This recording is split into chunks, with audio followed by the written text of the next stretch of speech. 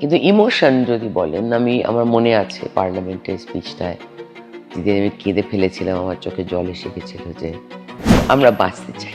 এটা যখন আপনার এখানে লাইভে চলবে বা কোথাও আপনি রেকর্ড করে বা কোনো আপনার পোর্টাল কোথাও একটু চালাবেন, তখন দেখবেন অন্তত 5টা মানুষ হলেও লিখবেন যে অভিনেত্রী তো নাটক করছেন। যুদ্ধগৃহের মতন দরজা বা জানলা বন্ধ করে বকটুইতে যেভাবে মারা হয়েছিল জ্যান্ত পোড়ানো, সারা রাজ্যে একদিনে 7 তারিখ অ্যাকশন নেন।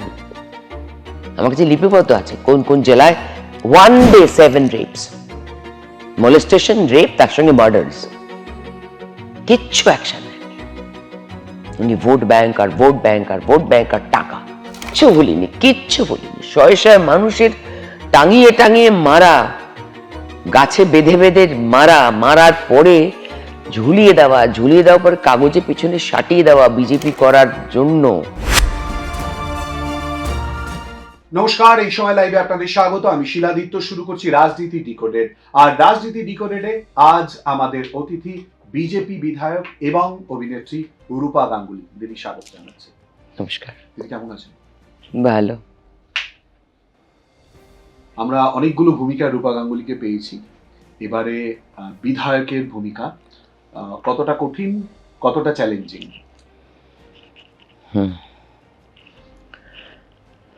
কঠিন। স্থানীয় কাজ পূরণ করা এবং প্রশাসনিক দিকে নজর রাখা। আজ সকালে একটা কথা মাথার মধ্যে ঘুরছিল। আমাদের মাননীয় প্রাক্তন মুখ্যমন্ত্রী অনেকগুলো বছর ধরে নানা রাজনৈতিক দলকে দোষারোপ করেই অনেকগুলো সময় কাটিয়ে দিয়েছেন, নিজের ঘাড়ে নেননি। আমি সেটা থেকে নিজেকে খুব সিনসিয়ারলি আটকে রাখার চেষ্টা করছি। খুব গুরুত্বপূর্ণ দিক। দোষারোপের জায়গা, অনেকগুলো সময় নষ্ট করা, অনেকগুলো বছর নষ্ট করা। দিদি, যদি সেই হিসেব করেই দেখি, তাহলে আপনি আপনার বিধানসভা ক্ষেত্রের জন্য কোনো গোল সেট আপ করেছেন? কি কি কাজ করবেন, কি কি ভাবনা রয়েছে? হ্যাঁ, কিছু আছে। যেমন ধরুন, যেটা হয়তো আমি 6 মাসের মধ্যে পারবো। কিছু আমার ডেফিনেটলি 1 বছর লাগবেই, আর কিছু 2 থেকে 2.5 বছর লাগবেই।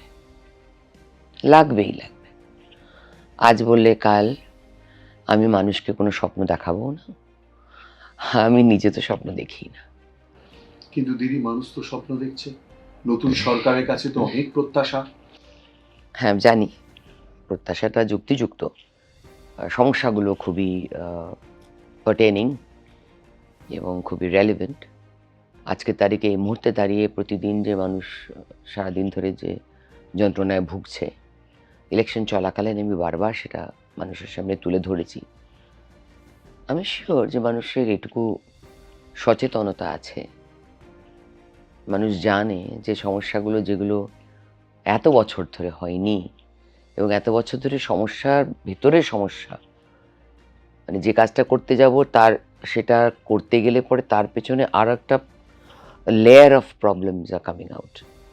সেটা সলভ করতে there another set of problems are coming out, যেগুলো এতটাই পুরনো যে সেটাকে আমাকে তাহলে এখন সারা সোনারপুর দক্ষিণটাকে ভেঙে ফেলতে হয়। তো আমি সারা সোনারপুর দক্ষিণ কি করে ভেঙে ফেলবো? এত ইলিগাল অ্যাপার্টমেন্টস আমি কি করে ভেঙে ফেলবো? এত ইলিগাল প্রাইভেট বাড়ি পারমিশন কি করে ভেঙে ফেলবো?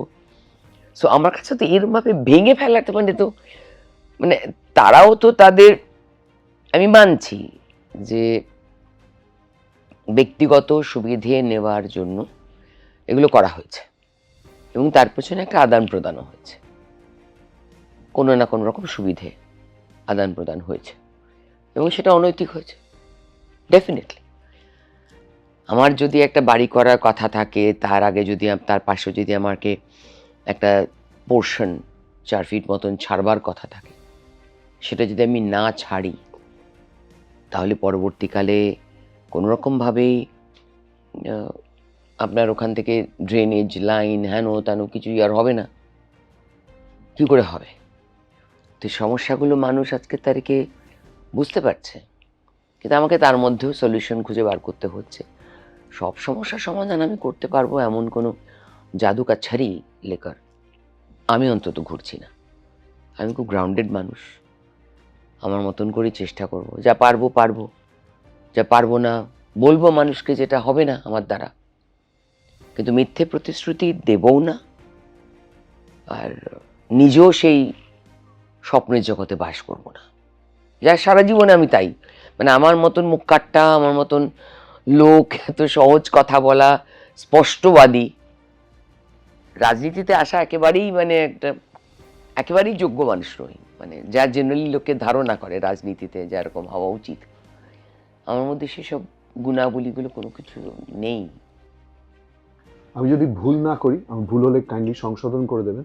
আপনি যখন বক্তব্য পেশ করেছেন সংসদীয় রাজনীতিতে, সেই সময় যথেষ্ট আবেগতাড়িত হয়ে আপনার বক্তব্য সামনে এসেছিল। আপনি বলছেন যে রাজনীতি বোঝার বা রাজনীতিক হওয়ার যে গুণাবলী দরকার, সেই গুণাবলী নেই। সেটা অবশ্য বিচার্য বিষয়। এক। দুই হচ্ছে 2016 বিধানসভা নির্বাচনে আপনি বিধায়ক পদপ্রার্থী হয়ে দাঁড়িয়েছিলেন হাওড়া উত্তর বিধানসভা কেন্দ্র থেকে, 2026-এ তো অবশ্যই করে। এই যে টেনিওরটা, আপনি রাস্তায় নেমে রাজনীতি করেছেন, দৌড়ঝাঁপ করেছেন, আমার মনে রয়েছে স্কুলে বিক্ষোভ দেখানো থেকে শুরু করে বিভিন্ন সময় রাস্তায় বসে পড়ছেন, বারবার আন্দোলনে সামিল হচ্ছেন। বাসন্তী হাইওয়ে যাবার পথে সেই সময় বিজেপি মহিলা সেলের হয়ে মোর্চা আন্দোলন যখন চলছে, সেই সময় রাস্তায় বসে পড়ছেন। আমদনি থেকে কাকদ্বীপ। তো আমি বলছি যে ওই পদযাত্রা ওটাই প্রথম, মানে ওটাই প্রথম, এবং এখনো পর্যন্ত ওটা কেউ আর করেনি। 130 কিলোমিটার রাস্তা পদযাত্রা আজ পর্যন্ত বিজেপির সারা ভারতেই এটা হয়নি, মহিলা পদযাত্রা এত লম্বা। হ্যাঁ বলুন। এক্স্যাক্টলি, না প্লিজ, অবশ্যই এটা তো ইন্টারঅ্যাক্টিভ, এই বিষয়গুলোই তো দরকার। সেই জায়গায় কতটা লড়াই বা কতটা পথ পেরিয়ে এই সাফল্য বলে মনে হয়, বা কোন কোন বাধাগুলো আপনার কাছে খুব বেশি মনে পড়ছে?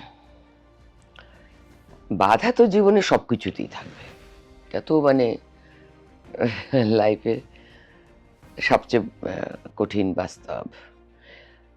আমার শুধু আনন্দের সময়টুকু আমি মনে রাখার চেষ্টা করি। আমার মহিলা মোর্চার একটা বছরের টেনিওর আমার খুব আনন্দের ছিল, আমি খুব এনজয় করেছি। কিছু ছিল না সেটা গড়বার, বা খুব সামান্য ছিল সেটাকে নিজের হাতে গড়বার একটা আনন্দ পেয়েছি। আমার ওই দিনগুলো আমার কাছে খুব মানে খুব মধুর স্মৃতি আমার কাছে আজও রয়েছে।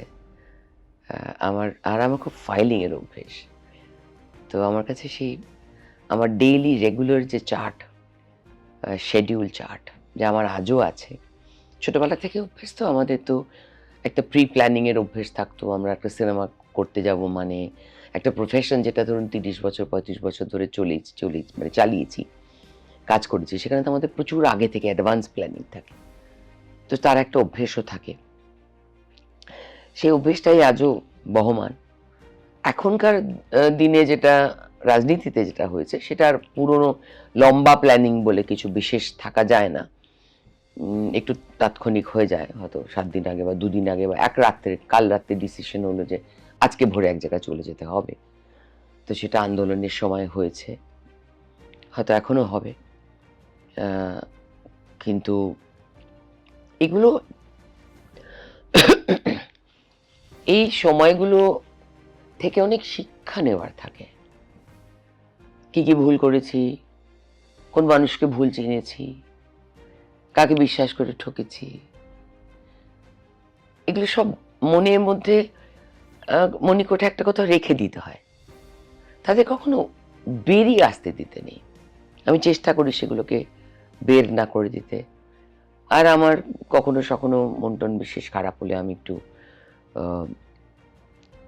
কখনো ঋষি অরবিন্দর একটু চটি বই হয়তো দেখলাম, বা এরকম দুপাতা হয়তো চাণক্য বইটা পড়লাম, এরকম করি আর কি, খুব ইরেগুলার আর কি বই নিয়ে।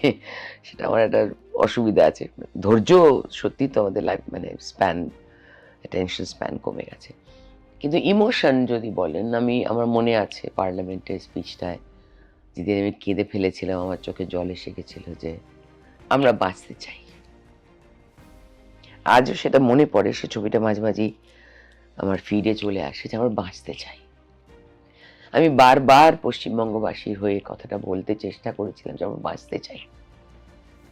মানে যতুগৃহের মতন দরজা বা জানলা বন্ধ করে বুকটুইতে যেভাবে মারা হয়েছিল জ্যান্ত পোড়ানো, এরকম একটা নয়, বহু ঘটনা। আর আমি সাক্ষী। ওই ফাইলের পর ফাইলে আমার দিনের পর দিন সেই মেয়েদের মুখ, সংখ্যা, তারা কারা, তারা কোথায়, তাদের কি পরিণতি হয়েছে, দিনের পর দিন ওই চলাকালীন, ওই মহিলা মোর্চা চলাকালীন সেগুলো আমি রেকর্ড রাখতাম। আর আমি ঘুমোতে পারতাম না। রাজনীতিতে ঢোকার পরে আমার বৃষ্টিকে ভালোবাসাটা বা বৃষ্টিকে এনজয় করাটা কমে গেছে। বৃষ্টি হলে, ঝড় বৃষ্টি হলেই মনে আছে কতগুলো চাল উড়ে যাবে। এবার এটা আমি বলছি আপনাকে, এটা যখন আপনার এখানে লাইভে চলবে বা কোথাও আপনি রেকর্ড করে বা কোনো আপনার পোর্টাল কোথাও একটু চালাবেন, তখন দেখবেন অন্তত 5টা মানুষ হলেও লিখবেন যে অভিনেত্রী তো নাটক করছেন। না দিদি প্লিজ, আমি রিকোয়েস্ট করবো, আপনি খুব আবেগতাড়িত হয়েছেন, একটু জল খান প্লিজ। এবার এগুলো খুব কমন,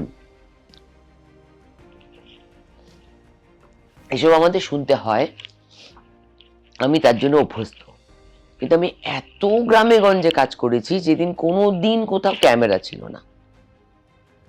আমি কোনো দিন ক্যামেরা নিয়ে মাঠে ঘাটে কাজ করতে যেতাম না। যেখানে আমি যেতাম রাজনীতিতে আসার আগে বহুবার, বহু জায়গায় মানুষ আমাকে, পশ্চিমবঙ্গে বহু মানুষ আলাদা করে চেনে, যে বন্যা হলেই চলে যেত, এটা হলেই চলে যেত, ডাক্তারদের ক্যাম্প নিয়ে চলে যেতাম কোথায় কোথায়, কোন গ্রামে কোথায় কোথায় পৌঁছে যেতাম, মানে কোনো ঠিক ঠিকানা নেই। সে এমনও জায়গায় গেছি যেখানে রূপা গাঙ্গুলি বলে দুটো লোক যদি চেনে, 250 লোক হয়তো চিনতে পারবে না। আর সেভাবে যেতামও না যাতে চিনতে পেরে যেতে পারে লোকে। সাধারণ সালোয়ার কামিজ পরে ব্যাটারের মোটা, মানে কখনো ছেঁড়া কখনো ফাটা, সাধারণভাবে একটা হাজিবাজি একটা শাড়ি ব্লাউজ পরে রেগুলার বেরিয়ে যেতাম। সাজগরে বালাই থাকতো না, যাতে মানে মানুষ আমাকে চিনতে পারবে সেটা তো আমার লক্ষ্য ছিল না, আমার কাজটাই লক্ষ্য ছিল।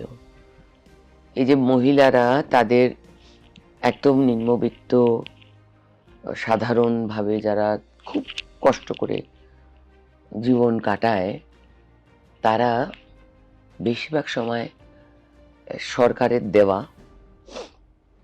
ধরুন কিছু বিশেষ ওষুধ, যেগুলো হাড় শক্ত করে বা মেয়েদের জন্য প্রয়োজন, যখন মেয়েরা প্রেগনেন্ট তখনও বেশি প্রয়োজন, iron tablets time to time, কখন কি ট্রিটমেন্ট লাগবে, ওষুধ লাগবে, সেগুলোই তারা সচেতন নয়। সেই সচেতনতার জন্যই আমি বলতে চলে যেতাম নানান জায়গায়, এবং বেশিরভাগ সময় নানান এনজিওদের সঙ্গে আর কি ঘুরে ঘাড়ে। তারপর প্রচুর বাচ্চা মানুষ করেছি, মানে নানান জায়গা থেকে তাদেরকে তুলে নিয়ে এসে বা তাদের বাড়িতে রেখে, তাদেরই বাড়িতে রেখে তাদের স্বাস্থ্য বা পড়াশুনো, মানে আমার ওইটাই ছিল। মানে আমি সবসময় ভাবতাম যে আমি একটা ওয়ান টাইম কিছু করে দিলাম। ওয়াই ওয়ান টাইমে তো কিছু হয় না, তার একটা সাস্টেনেবিলিটি দরকার। তো সেইটাই একটা বিরাট। এই প্রসঙ্গটা আমি হয়তো একটু পরে আসতাম, সরি ইন্টারাপ্ট করলাম। আমি একটু বোঝার চেষ্টা করছি, আমি জানি না প্রশ্নটা ক্লিশে হয়ে গেছে কিনা বা ক্লিশে হয়ে যাবে কিনা। রূপা গাঙ্গুলি, সেই আলো, সেই ক্যামেরা, সেই অ্যাকশন থেকে ছেঁড়া ফাটা জামা পরে সেই এই মানুষদের সেবার জন্য দৌড়ে চলে যাচ্ছে।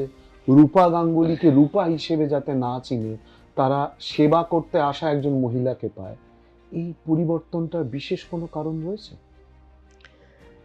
এটা সত্যি কথা বলবো, আমার ছোটবেলার জীবন সেটা এতটাই মানে অদ্ভুত, সত্যি অদ্ভুত।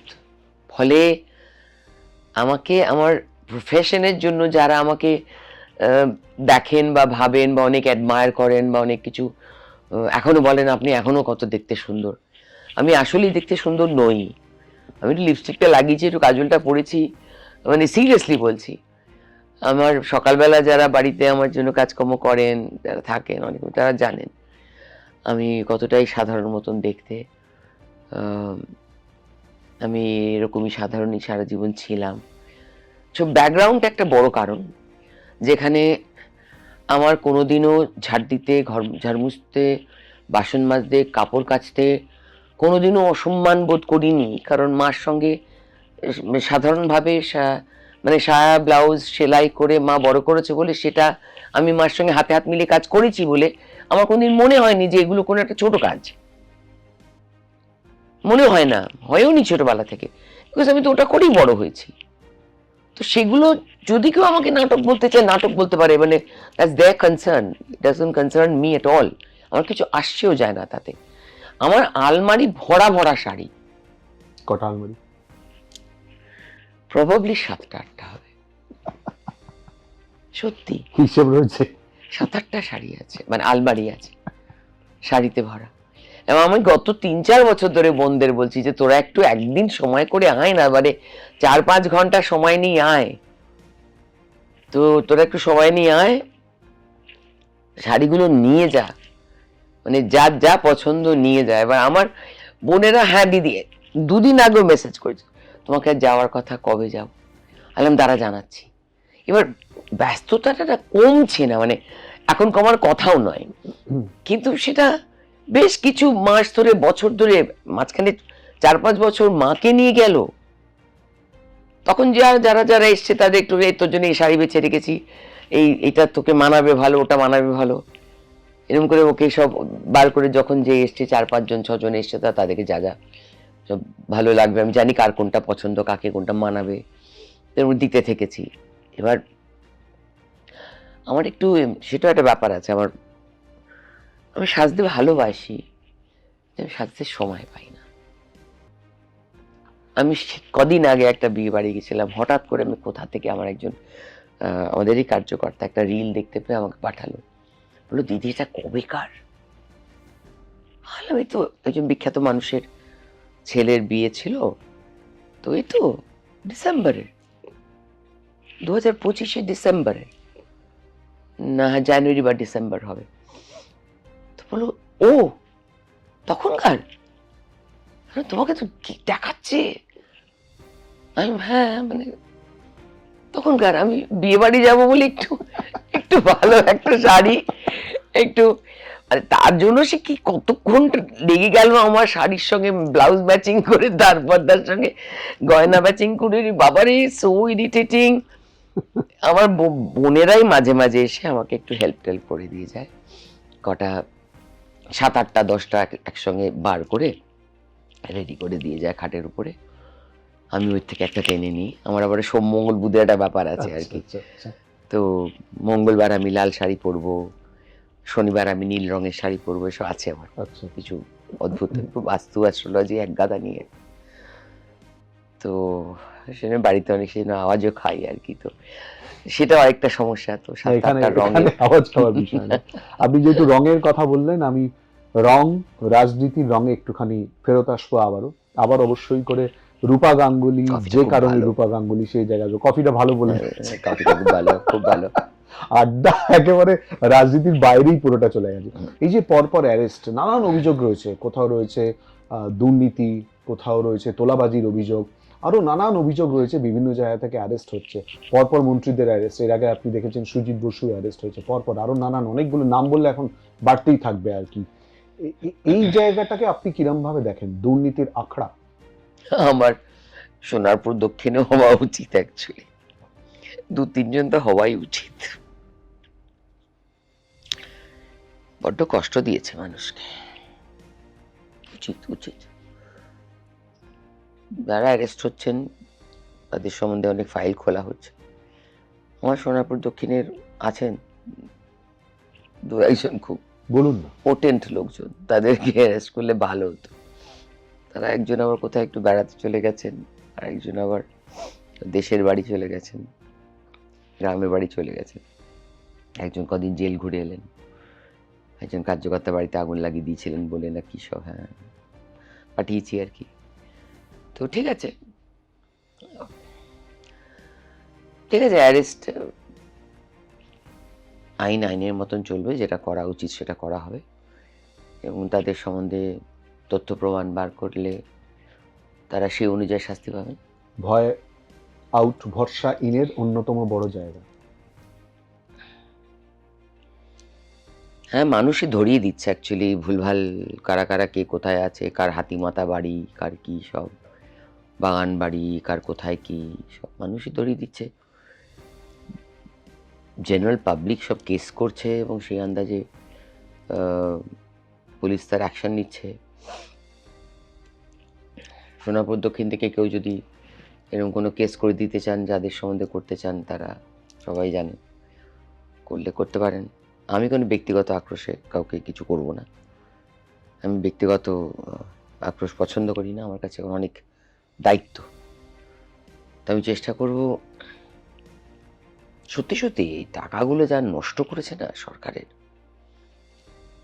সরকারের টাকা এভাবে নষ্ট করা, মানুষের কিছু টাকা, আফটার অল ট্যাক্সের টাকা, এরম ভাবে মানে কোটি কোটি কোটি কোটি, শয়ে শয়ে কোটি, হাজার হাজার কোটি টাকা, মানে চাল ডাল কিচ্ছু ছাড়েনি আর কি, ট্রিপল কিচ্ছু ছাড়েনি। পাট ক্ষেত, সেখানেও টাকা গোঁজা। জমি, সোনারপুরে যে কি পরিমাণ জমি মাফিয়াগিরি চলছে, ওরে বাবারে, আর পারছি না, সব মানে সব কেস সাবজুডিস।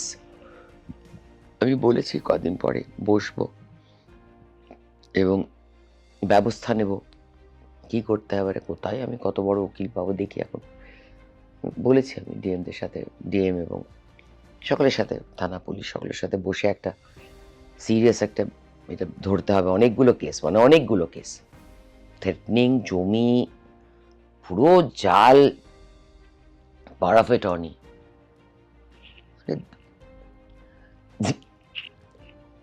দাদুর থেকে পাওয়ার অফ অ্যাটর্নি নিয়েছে। এবার পাওয়ার অফ অ্যাটর্নিটা একই সময়ে পরপর 28 জন চাষির থেকে পাওয়ার অফ অ্যাটর্নি নেওয়া হয়েছে, তাদের দাদুদের থেকে একই সময়। মানে কত বড় বড় ভুল, একটু প্ল্যান করে করো, তারও বুদ্ধি নাই। কারণ ওদের তো জানা যে ওরা কিছু করতে পারবে না, ওদের ধারণা ছিল যে ওদের কেউ কিছু ধরতে পারবে না, কোনোদিনই ধরা পড়বে না। কেউ ধরা পড়বে না, কেউ কিছু করার সাহস পাবে না, যেমন চলছে চলবে।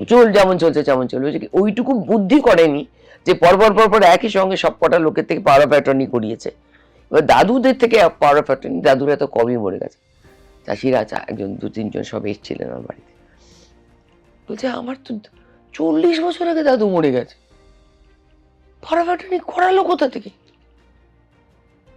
করে ফেলেছে, বিল ওরা দিতে সাইন করিয়ে নিয়েছে, এবারে সব জমির পাট্টা বানিয়ে নিয়েছে। আমি তো গুচ্ছ এরকম আমার কাছে। আমি শুধু স্কুলের কেসেস আলাদা করছি, হেলথ কেসেস আলাদা, জমি কেসেস আলাদা, এরম গুচ্ছ। সব থেকে বেশি জমি, সবচেয়ে বেশি এত বড় জমির শুধু কাগজগুলো। আমরা টেবিলের ছবিটা একটু তুলে নেবো একদিন। Cases কত হচ্ছে? খুব প্যাথেটিক। তবে মানে বেশ কিছু যারা জমির ওনার, যারা কৃষক, তারা দাঁতে দাঁত চেপে বসেছিলেন যে আমরা জমি ছাড়বো না। দেখা যাক কি হয়। দিদি, এরই মধ্যে রাজ্যে আমরা লক্ষ্য করেছি ডেমোক্রেসি চলছে। আমি সচেতনভাবে বানান, শব্দ এবং উচ্চারণ পাল্টে দিলাম। রাজ্যে ডেমোক্রেসি চলছে বা ডিম থেরাপি চলছে, এবং আমরা দেখেছি অভিষেক বন্দ্যোপাধ্যায় যখন গিয়ে উপস্থিত হয়েছিলেন, একই ছবি আমরা দেখেছি আর কি। আপনি কিভাবে দেখছেন বিষয়টা?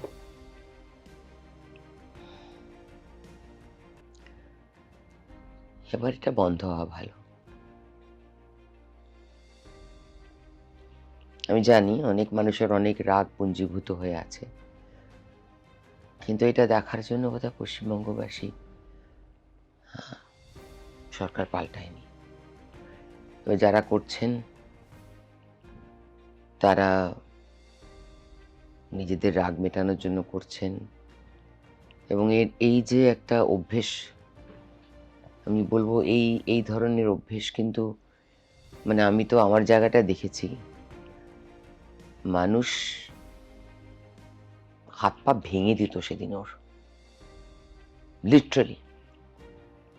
আমি চিৎকার পাৎকার করে ফোন টোন করে যদি মানে, এবার কি হয়েছে, সবাই এত ক্ষিপ্ত।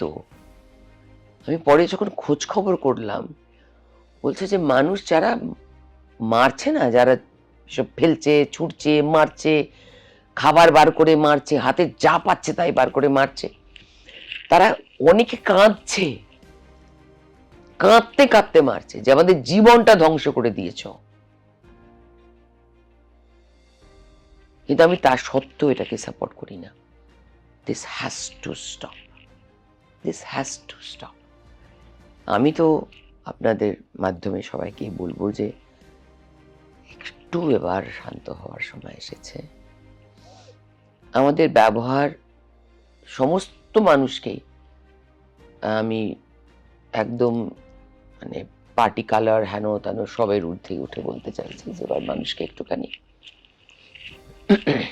তাদের ব্যবহার সম্বন্ধে সচেতন হতেই হবে, না হলে আমরা সমাজটা পাল্টাতে পারবো না। আর সমাজটা পাল্টাতে গেলে না, এই এই প্রত্যেকটা অ্যাক্টিভিটি, এগুলো একটু একটু করে খারাপ চেহারা ধারণ করে। স্কুলে কিছু হলেই বাবা মায়ের আগে স্কুলে ভাঙচুর, সেটাও যেমন ঠিক নয়। শান্তভাবে আন্দোলন করতে হবে, আন্দোলন থাকবে,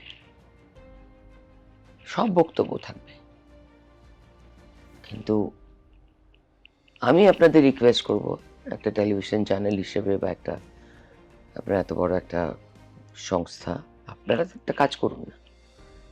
যেদিকে ডিম ছুটছে, যার দিকে ডিম ছুটছে তারও যেমন ছবি তুলছেন, যিনি ডিমটা ছুটছে তার দিকেও ছবিটা ফোকাস করুন, করুন, জরুরি। খুব গুরুত্বপূর্ণ কথা এবং আবেদন যিনি জানিয়েছেন, রূপাদি বলেছেন যে এবার এটা বন্ধ হওয়া উচিত, অর্থাৎ ডিম থেরাপি বন্ধ হওয়া উচিত। এবং আবেদন করছেন শুধু নয়, তারই সঙ্গে বলছেন যে যে ছবিতে যাকে দেখা যাচ্ছে, যার মাথায় ছোড়া হচ্ছে বা যার গায়ে ছোড়া হচ্ছে, যিনি বা যারা ছুটছেন তাদের ছবিটাও দেখানো উচিত। কার্যত আমাদের হেডলাইন বা থাম্বনেইল তৈরি করে দিলেন, এবার অন্ততপক্ষে ডিম থেরাপি বা ডেমোক্রেসি বন্ধ হওয়া উচিত বলে আবেদনও জানাচ্ছেন এবং তারই সঙ্গে খুব গুরুত্ব দিয়ে বিষয়টা দেখছেন, যদিও ক্ষোভ বিক্ষোভের কথা অবশ্যই করে বলছেন। দিদি, এরই মধ্যে আমরা দেখেছি রাজ্যে 4 তারিখ পরবর্তী অধ্যায় পরিবর্তনের ক্ষেত্র অবশ্যই করে তৈরি হয়েছে। মানুষের মধ্যে উৎসাহ, আবেগ, আনন্দ অনেক কিছু রয়েছে, এক্সপেকটেশন, যেটা দিয়ে আমরা শুরু করেছিলাম। এই আঁচ কিন্তু দিল্লিতে পর্যন্ত পৌঁছে গেছে। দিল্লিতে আমরা দেখছি সংসদীয় রাজনীতির ক্ষেত্রে এখনো পর্যন্ত সংখ্যা যেটা দাঁড়িয়ে রয়েছে 20 জন সাংসদ, বিদ্রোহী সাংসদ বলা হচ্ছে, যদিও এনসিপিআই এর তারা জয়েন করেছেন এবং স্পিকারকে চিঠি দিয়েছেন। এই যে রাজনৈতিক পট পরিবর্তন বাংলার, যার এফেক্ট দিল্লিতে গিয়ে পড়লো, এটা কিভাবে দেখছেন আপনি? দিল্লি রাজনীতিও স্পর্শ করে এসেছেন বা কাজ করে এসেছেন। এরা আর যাই হোক বিদ্রোহী নয়। বিদ্রোহ শব্দটার অন্য গুরুত্ব আছে। এরা বিদ্রোহী নয়, ডেফিনেটিভলি সুবিধাবাদী, বিদ্রোহী নয়। বিদ্রোহ সেই করে যে তার সময় থাকতে, সুযোগ থাকতে নিজের লাভ না দেখে সে যখন কোনো একটা অ্যাকশন নেয়, সেটাকে বলে বিদ্রোহ। বিদ্রোহ শব্দের গুরুত্ব অন্যরকম, এটা বিদ্রোহ নয়। আর যাই হোক, এটা বিদ্রোহ নয়। তারা মমতা বন্দ্যোপাধ্যায়ের ছবি টাঙিয়ে তাদের লোগো, যে ফুলই হোক না কেন, তৃণমূল কি একটা কি তৃণমূল ফুল, ঠিক আছে, ঘাস ফুল, সেই ছবিটা এবং মমতা বন্দ্যোপাধ্যায়ের এত বড় বড় হোর্ডিং পোস্টার লাগিয়ে তারা ইলেকশন জিতেছেন। তারা আমার ব্যক্তিগত রূপা গাঙ্গুলির চোখে তারা বিদ্রোহী নয়, তারা সুবিধাবাদী। আজ আমার সাহস হয়েছে, তাই আমি আজকে বলছি এটা আমি বলতে পারবো না, আমি পছন্দ করব না, আমার ভালো লাগেনি। আমি একবারও বলছি না যে মাননীয় আগের মুখ্যমন্ত্রী তিনি সব কাজ করেছেন, ঠিক করেছেন। তিনি অত্যন্ত খারাপ কাজ করেছেন। মানুষের যা উনি বিশ্বাস অর্জন করেছিলেন তা যদি উনি ঠিকভাবে ব্যবহার করতে পারতেন, ওনাকে আরো 30 বছর কেউ সরাতে পারতো না। উনি আমাদের ঠেলে ঠেলে ছক্কা দিয়েছেন। দিনে দিনে একদিনে 7টা রেপ, অ্যাকশন নেননি। সারা রাজ্যে একদিনে 7টা রেপ, অ্যাকশন নেননি। আমার কাছে লিপিবদ্ধ আছে কোন কোন জেলায় 1 day 7 রেপস, মোলেস্টেশন, রেপ, তার সঙ্গে মার্ডার্স, কিচ্ছু অ্যাকশন নেননি। উনি ভোট ব্যাংক আর ভোট ব্যাংক আর ভোট ব্যাংক আর টাকা। লোভ এমন জিনিস না, লোভ মানুষকে শেষ করে দেয়। আজ যারা বিদ্রোহী বলছে নিজেদের, আমার তাদেরও মনে হচ্ছে বেশ ভালোই লোভ আছে। তারা কিছু পাওয়ার আশাই করছেন এসব। আমি তাদের বিদ্রোহী তকমা দিতে রাজি নই। তাদের ব্যক্তিগত ইচ্ছা, তারা যাই খুশি করতে পারে, দেয়ার চয়েস। ব্যক্তি রূপা গাঙ্গুলির বক্তব্য না বিজেপি বিধায়ক রূপা গাঙ্গুলির বক্তব্য? ব্যক্তি রূপা গাঙ্গুলির বক্তব্য।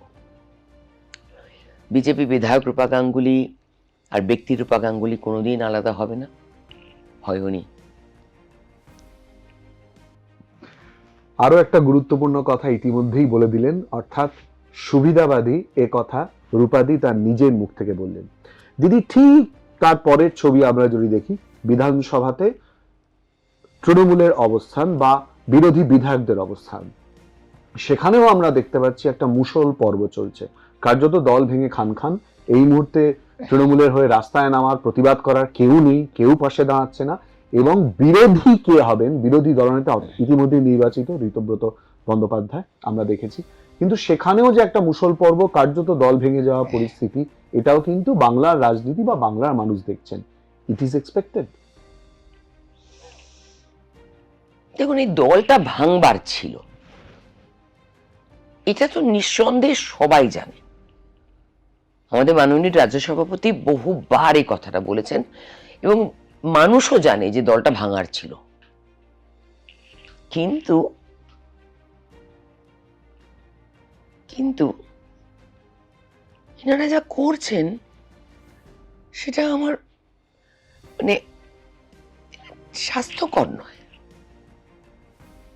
একটা সুস্থ স্বাভাবিক একটা অপোজিশন দরকার ছিল। এরা এদিকে ভাঙচুর, ওদিকে, তার মধ্যে ওই ভদ্রলোককে আমার ভালো লাগে না। মানে ওনার সঙ্গে যে এতগুলো লোক জড়ো হলো কি করে, তাদের প্রতিও আমার সমস্ত রেসপেক্ট চলে গেল। আমার ভালো লাগে না। মানে আমার বরঞ্চ তার আগে যিনি ছিলেন, অমিত বাবু ছিলেন না, শোভনদেব চট্টোপাধ্যায়কে করা হয়েছিল। সই জালের প্রসঙ্গ আসে, যার যে কারণে এই মুহূর্তে তদন্ত চলছে, আপনি জানেন। আচ্ছা, সিআইডি তদন্ত চলছে। অভিষেক বন্দ্যোপাধ্যায়কে ইতিমধ্যেই ডাকা হয়েছে। সই জালের প্রসঙ্গ চলছে। ঠিক আছে, সেগুলো তো যে তদন্ত চলবে তদন্তের মতো করে চলবে, যা তদন্তে যায় বেরিয়ে আসবে তাই হয়তো হবে। তো ভালো লাগছে না আর কি। আমার ব্যক্তিগত ভাবে রূপা গাঙ্গুলির একদম ভালো লাগছে না। আমি ভাই আমার নিজের মতন কাজে যাব। রাজনৈতিকভাবে আমার শেষ প্রশ্ন থাকবে আপনার কাছে, তারপর আমি ব্যক্তিগত জায়গায় কিছু ঢুকবো, রাজনীতিক ব্যক্তির বিষয়ও থাকবে আর কি। আপনার মতে বিজেপির সরকারে আসার ক্ষেত্রে দুটো কারণ, তৃণমূল কংগ্রেসে হেরে যাওয়ার ক্ষেত্রে দুটো কারণ।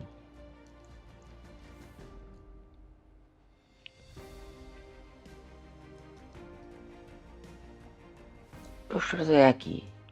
বলুন। দুটো কারণই বলি, তাহলে চারটে বলার কি আছে? প্রশ্নটা একই, বলুন।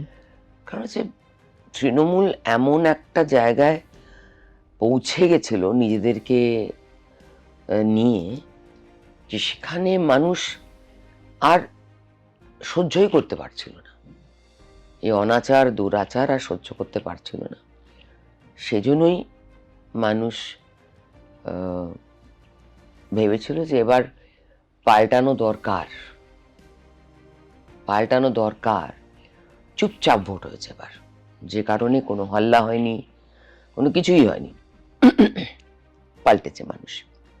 এবং এবার আরেকটা জিনিসও যেটা খুবই ভালো হয়েছে, ইলেকশন কমিশন খুব সুষ্ঠুভাবে ভোটটা পরিচালনা করেছেন। এই ভোট পরিচালনাটায় দেখলাম যে কোথাও কোনোভাবেই কিচ্ছু ঘটনা ঘটতে পারেনি। এই যে প্রতিবার দেখি না, মানে কি হয় প্রত্যেকবার, রক্তমৃত্যু। হ্যাঁ, ভয়ানক একটা বাজে ঘটনা ঘটতে থাকে প্রত্যেকবার, ভোটের আগে থেকে চলতে থাকে। সেই 21 তো ভুলিনি কেউ, 21 তো আমরা কেউ ভুলিনি।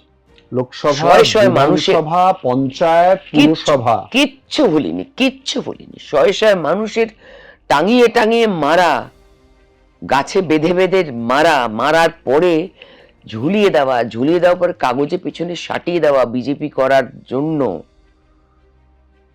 এগুলো তো মানুষ বলেনি। হেরে মানে বিজেপিতে ভোট দিয়েছে বলে গ্রামকে গ্রাম মহিলাদের উপর যে অসম্মান করা হয়েছে, তারা সহ্য করেছে, তাতে দাঁত চেপে সহ্য করেছে। তারা শুধু অপেক্ষা করেছিল ভোটটা আসবে কবে, ভোটটা আসবে কবে, দাঁতে দাঁত চেপে সহ্য করেছিল। সেই দিনটার অপেক্ষাই মানুষ করেছিল, তাই হয়েছে। রাজ্যের নতুন মুখ্যমন্ত্রী শুভেন্দু অধিকারী, কি প্রত্যাশা? যেরম ভাবে কাজ এগোচ্ছে তাতে রূপা গাঙ্গুলির বিশেষ কোনো বক্তব্য রয়েছে? হ্যাঁ, উনি খুব ফাস্ট কাজ করছেন, খুব অর্গানাইজড ওয়েতে কাজ করছেন। ওনার যেহেতু একটা এমনি দক্ষতা আছে, আমি জানতাম না যে উনি এত দক্ষ একজন, মানে আমি ওনাকে রাজনৈতিকভাবে হিসেবে দেখেছি, আমি তো বিধানসভা ওনাকে কখনো দেখিনি। তো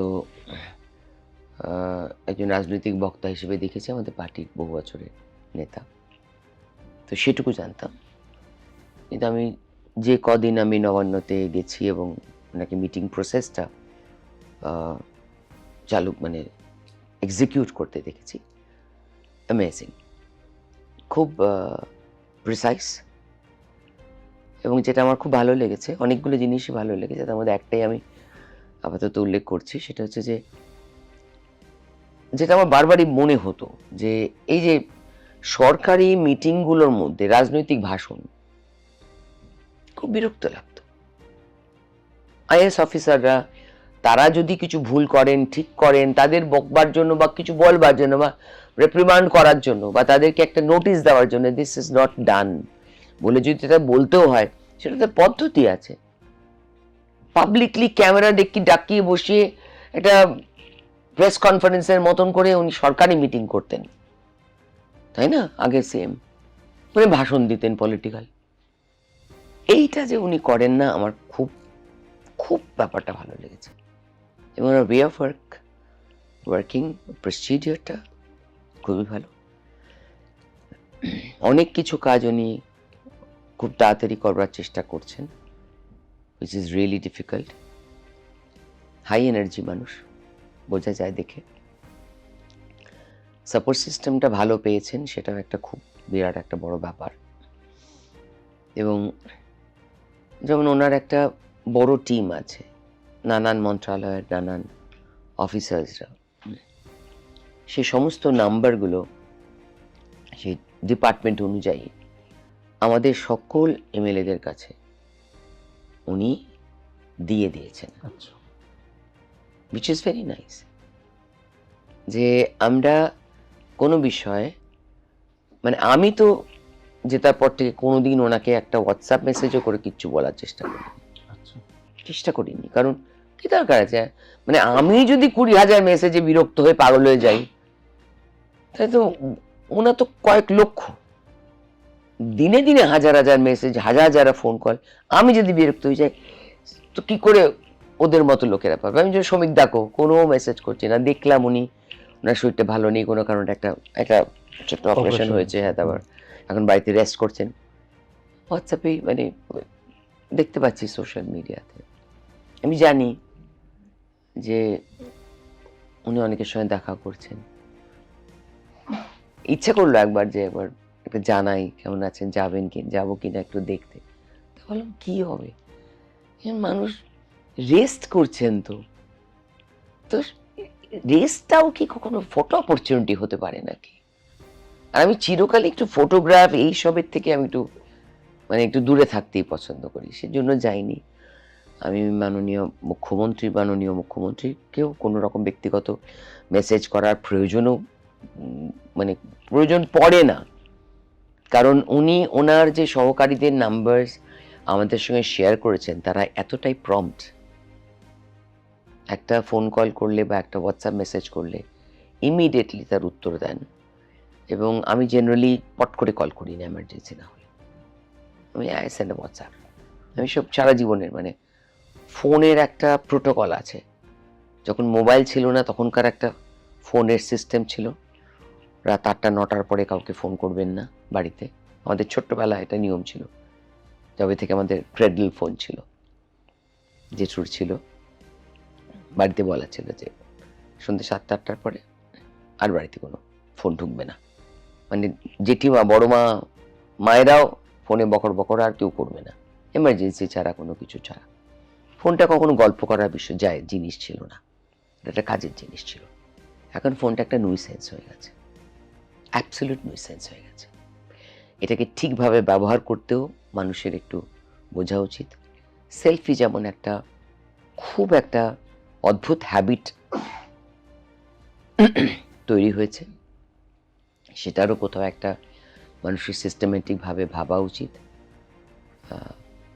তো একটু এগুলো নিয়ে একটু ভাবা উচিত, মানে কোথাও সমাজ সচেতনতার মধ্যে এগুলোও থাকা উচিত। তো এই শ্রমিক ভট্টাচার্য পুরনো নতুনকে কতটা মেলালেন? পুরোটাই মেলালেন? শ্রমিকদা আমার ভীষণ প্রিয়, আমার ভীষণ প্রিয় একজন মানুষ। ওর হাত ধরেই আমি বিজেপিতে জয়েন করেছিলাম। উনি আমার বাড়িতে প্রথম দিন এসেছিলেন। রাহুল সিনহা তখন আমাদের রাজ্য সভাপতি ছিলেন, রাহুল দাই পাঠিয়েছিলেন, শ্রমিকদা তখন জিএস ছিলেন, শ্রমিকদাকে পাঠিয়েছিলেন কথা বলার জন্য। তো আমার শ্রমিকদাকে খুব ভালো লাগে, এবং উনি জবে থেকে উনি রাজ্যসভায় নমিনেটেড হয়েছেন তবে থেকে ওনাকে আমি মানে 2-4 বার মেসেজ করেছিলাম যে অনেক দিন আপনাকে একবার দেখা করতে চাই, একটু কথা বলতে চাই। পার্টি অফিসে যেরকম দেখা হয়েছে সেরকম, তার বেশি আমি ওনার সঙ্গে বেশি দেখা করা বা খুব এমার্জেন্সি কিছু না হলে কোনো ফোন করা করি না। কারণ জানেন তো, যারা জানে যে আপনি তাদেরকে শ্রদ্ধা করেন, পছন্দ করেন, একটা রেসপেক্ট আছে, একটা ভালো লাগা আছে, তাদের রোজ জানান দিতে হয় না, তারা জানে। আমার যারা সবচেয়ে প্রিয় কাছের মানুষরা, তারা কিন্তু আমি জেতার পরে ওই রাত 12টার সময় বা সন্ধ্যে 6টা-5টা বুঝে গেছে যে আমরা জিতবো, আমি জিতছি 4 তারিখ রাতে, তারা কিন্তু আমাকে জাস্ট একটা হোয়াটসঅ্যাপ করেছে, ভেরি হ্যাপি ফর ইউ, বাস। কারণ তারা জানে, তারা আমাকে একটা বারের জন্য যে 10টা ফোনের পর ফোন করে যাচ্ছি, ফোনের পর ফোন করে যাচ্ছি, ফোন না ধরলে কি হবে। জানান দেওয়াটা একটা অদ্ভুত অসুখ,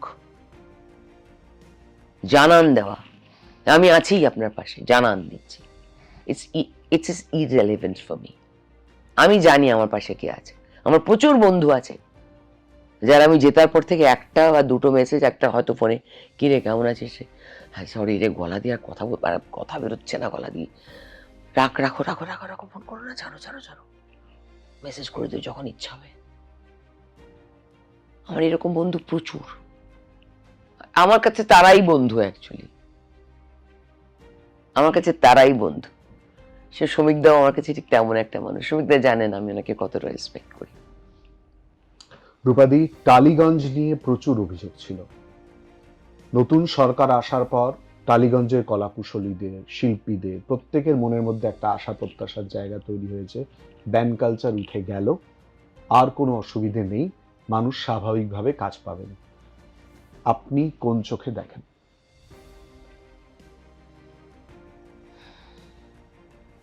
হ্যাঁ, টালিগঞ্জে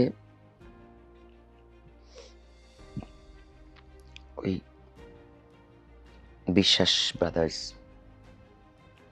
তাদের পতনটা খুব জরুরি ছিল, হয়েছে। আশা করি টালিগঞ্জে ফিল্ম ইন্ডাস্ট্রিটা অন্তত, মানে তবে ফিল্ম ইন্ডাস্ট্রি তো শুধু টলিগঞ্জ নয়, মানে আপনারা ওটাকে টলিগঞ্জ বলেন, কেউ বলেন আবার টলিউড। টলিউড আমি আমি বাংলা ফিল্ম ইন্ডাস্ট্রি বলে এটাকে দেখার চেষ্টা ঠিক করি। তাই। সারা জীবন আমি তাই ভাবেই দেখেছি। আমি কোনোদিন বলিউড টলিউড দুটোর নাম শব্দকে আমি পছন্দ করিনি। ব্যক্তিগত রূপা গাঙ্গুলি বক্তব্য আর কি, পছন্দ করিনি। এবং আমার এই ফিল্ম ইন্ডাস্ট্রি টোটালিটিতে আমার তো এটা তো শুধু টালিগঞ্জ কেন্দ্রিক নয়, এটা সারা পশ্চিমবঙ্গ কেন্দ্রিক। এবং যে শিল্পীরা নানান জায়গা থেকে আসেন, তারা সবাই শুধু টালিগঞ্জে বা রানীকুটি বা বালিগঞ্জে থাকেন তা নয়, তা নয়। তো ইন্ডাস্ট্রির মানুষ অনেকটা উপকৃত হবে বলে আমার মনে হয়। ফিল্ম ইন্ডাস্ট্রির মানুষ এবং থিয়েটার জগৎও একটা বড় জায়গা পাবে। আমরা একজন মন্ত্রীকেও পেয়েছি সে বিষয়ে। কমিটিও গঠন হচ্ছে, একটা কমিটি অলরেডি, ছোট একটা কমিটি আমাদের আছে 4-5 জনের, সেটা একটু এক্সটেনশন হওয়ার কথা আছে, 2-4 জন আরও হয়তো বাড়বে, প্লাস আরেকটা বড় কমিটি হবে। এখন অনেক কিছু জিনিস ফাংশন করছে না পুরোপুরি, বিকজ আগের কমিটিগুলো ভেঙে গেছে। তো সে কমিটিগুলো ভেঙে গেছে বলে সেগুলো প্রপারলি ফাংশন করছে না, তাই জন্য কিছু কিছু জায়গায় কিছু কিছু কনফিউশন আছে। তো those will be sorted out very soon.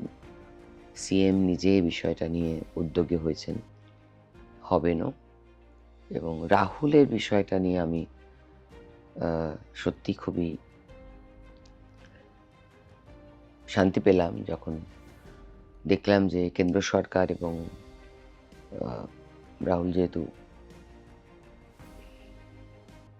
পশ্চিমবঙ্গের বাইরে গিয়ে ঘটনাটা ঘটেছিল অন্য রাজ্যে গিয়ে, তো সেখানে একটা ব্যবস্থা হচ্ছে যেখানে কেসটা কি হয়েছে না হয়েছে তার ছানবিনটা ঠিকঠাক হোক। তো সেটা যেমন ঠিকঠাক হয়, আমার ওই সময়ে আমি বেশি বক্তব্য দিইনি সে সময়, কিন্তু আমার বারবারই মনে হয়েছিল যে একটা সঠিক তথ্য এক্স্যাক্টলি কি ঘটেছিল এটার প্রোডাকশন হাউস থেকে আসা উচিত ছিল, যেটা ওরা দেননি। একটা ক্লিয়ার পিকচার প্রেস কনফারেন্স করে প্রোডাকশন হাউসের তরফ থেকে বলা উচিত ছিল যে আমাদের এই এই ঘটনা ঘটেছে শুটিংয়ের দিন, নানান ভুল তথ্য। এবং ওদের একটা জবাবদিহি করা ডেফিনেটলি উচিত ছিল যে ওরা ওড়িশা গভর্নমেন্টের কাছে গিয়ে যে আমরা যে সমুদ্রের মধ্যে শুটিং করব তার জন্য নলিয়া নেব, হেন তেন যা প্রসেস আছে সেগুলো তারা ফলো করেননি। এবং এই সংসারটা পুরোটাই ধ্বংস হয়ে যাবে।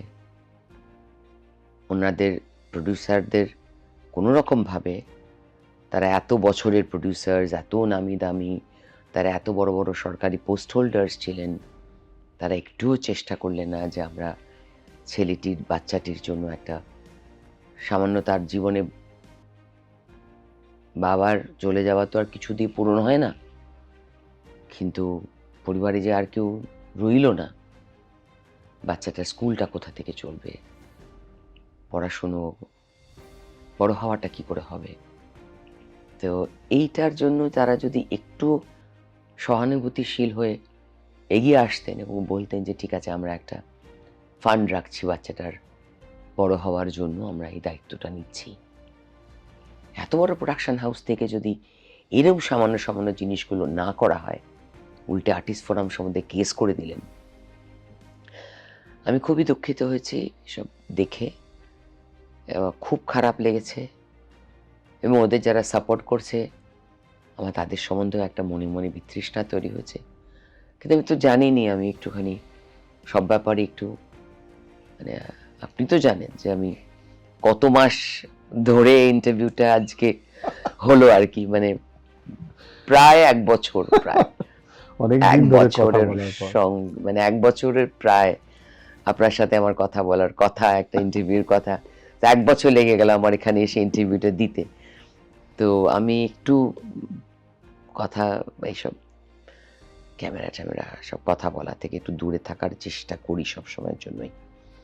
কিন্তু এই রাহুলের কেসটা নিয়ে আমার খুব দুঃখ রয়ে গেল। আমি এক্সপেক্ট করেছিলাম যে একটা সৌজন্যবোধ, একটা ভদ্রতা, কি হয়েছিল রাহুলের এক্স্যাক্টলি, যদি উনি প্রেস কনফারেন্স না করতে চান, উনি যদি আর্টিস্ট ফোরামকে ডেকেও একটা ওনারা মিটিং করে বলতে চান যে এক্স্যাক্টলি এই হয়েছিল, আর্টিস্ট ফোরামের সম্মুখীন হয়ে যদি তারা বলতে চাইতেন, অনেক ব্যাপারটা সম্মানীয় হতো।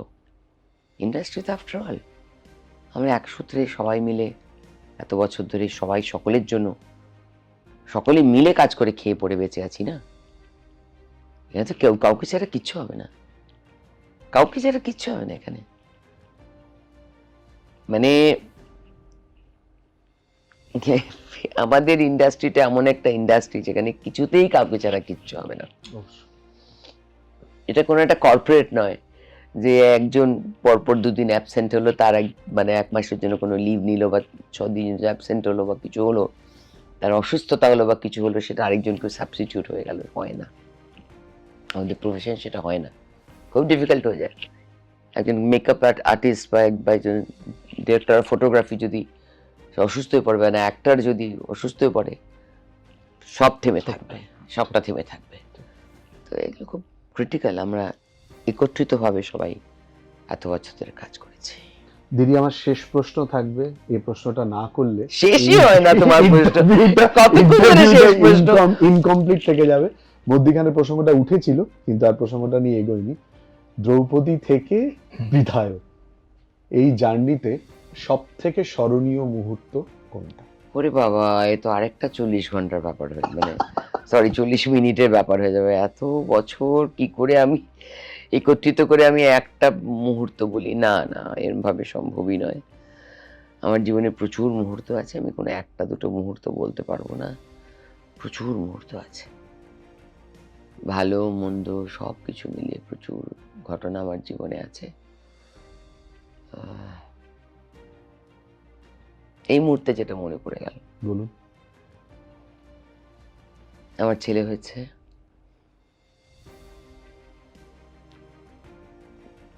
তো আমি মানত করেছিলাম সালাসার, রাজস্থানে। এমনি যেতে যেতে বালাজির মন্দিরে ঢুকেছিলাম, সবাই বলেছিল চলো, গেছিলাম, মানত করেছিলাম। পরের বছর আমার বন্ধুরা বললো যে আমরা সালাসার যাবো। বললাম যে আমিও যাবো, তাহলে চল। তো বলে তুমি আমার সঙ্গে যেতে পারবে না, আমরা তো বৈষ্ণোদেবী যাবো। তাহলে আমিও বৈষ্ণোদেবী যাবো, বৈষ্ণোদেবী যাবো, আমিও যাবো। তো এবার যাবো করে উঠে পড়লাম নিচে। তো আমার তো বাড়ি থেকে বেরোনো বারণ, আমার তো সিজারিয়ান বেবি।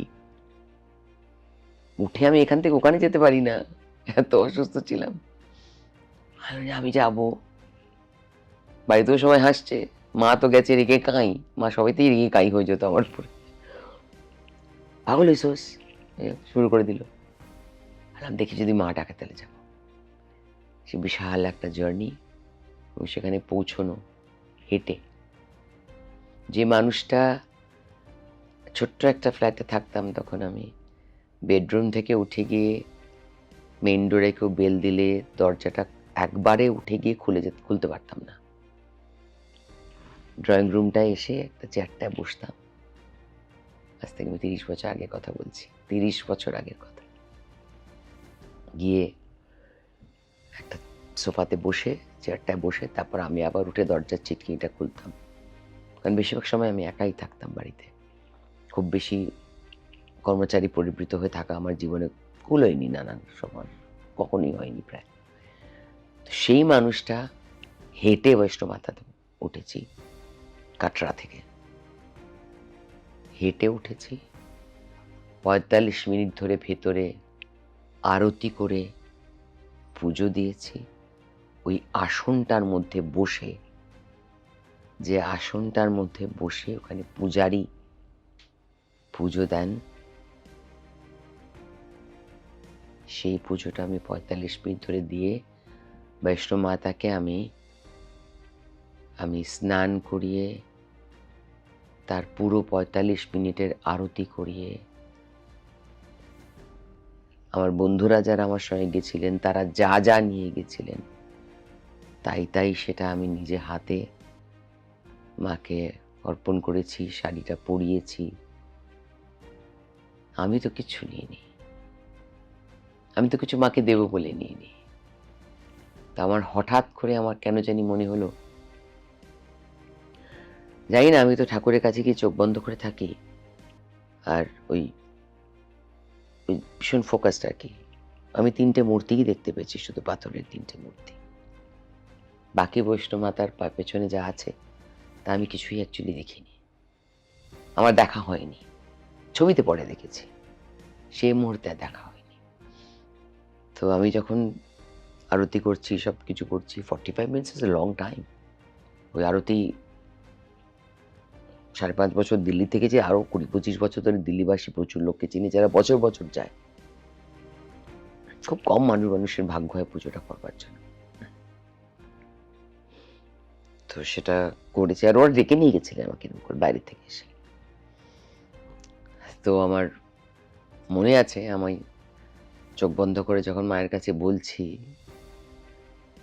আমি চাইতেও তো পারি না, আমার তো ওটাও একটা প্রবলেম। ঈশ্বরের কাছে কি চাইতে হয় বলে, চাইতেও পারি না। তো আমি শুধু বলছি যে আমি তো তোমার জন্য কিছু আনিনি, আমি তো তোমার জন্য কিছু আনিনি।